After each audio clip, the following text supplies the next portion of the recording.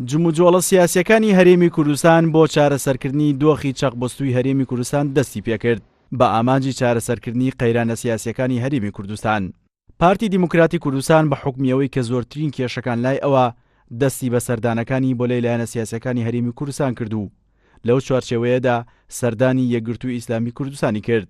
کارجێڕی ئەنجومەنی جێبەجێکردنی یەکگرتووی ئیسلامیش دەڵێت ئەم کۆبنەوانە دەرفەتە بۆ کردنەوەی دەرگای کۆبنەوەکان و پێویستیشە لەگەڵیدا عەقڵێتی چارەسەر هەبێت. بە دەرفەتیش دەزانین و دەرگای گفتوگۆ بۆی بکرێتەوە و بە عەقلیەتێکی چارەسەر هەمومان بینە سەر مێز و دەبێت ئەو نەفەسەشمان هەبێت نەفەسی ئاشتیانە نەفەسی و چاکسازی بکەین. ئەندامێکی سەرکردایەتی پارتی دیموکراتی کوردستانیش کە هاوکات ئەندامی وەفدی دانوستانی پارتیە دەڵێت مەرج نییە لەو سەردانانەدا ئەوەی دەمانەوێت دەستمان بکەوێت بەڵکو دەمانەوێت بۆچوونی لایەنەکانش وەربگرین و دواتر گەڵاڵی بکەین. لەگەڵ ئەوەشدا ئەوە مانای ئەوە نییە کە دەچین ئەوەی دەمانەوێت دەبێ ئەوە بێ بەتاکید دەمانەوێت تێبینی و بۆچوونی لایەنەکان و ئاستی پێشوازیکردنیان لەو پەیامە و ئەوەی پێویستە.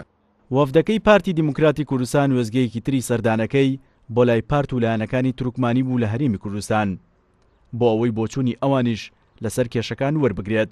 دوا بەدوای کۆبنەوەکەش سەرۆکی پارتی گەشەبێدانی تورکمانی ئەوەی ڕاگەیان پارتی لەم سەردانەیدا هیچ پرۆژەیەکی تازەی پێ نەبوو بەڵکو کۆبنەوەیەکی ڕاوێژکاری بوو و ئەوان پرۆژەیان پێ نییە لە داهاتوو پرۆژەیان پێ دەبیتن تەنها بۆ خوشکردنی زەمینە سازیەوە وامان زانی لە برادرانی پارتی یەکەم هەنگاو سەردانی هەموو لایەنەکان دەکەن بۆ ئەوەی ئاشتەوانیەکی سیاسی دروست بکرێتون و زەمینە سازیەک هەبیت. وا بڕیارە لە چەند ڕۆژی داهاتوودا وەفدەکەی پارتی دیموکراتی کوردستان سەردانی حزب و لایەنە سیاسیەکانی دیکەی هەرێمی کوردستان بکات بە ئاماجی وەرگرتنی بۆچوونی سەرجەم لایەنەکان لەسەر کێشەکانی هەرێم و دواتر دۆزینەوەی ڕێگەچارەیەکی گونجاو بۆ کێشە هەڵواسراوەکانی کوردستان.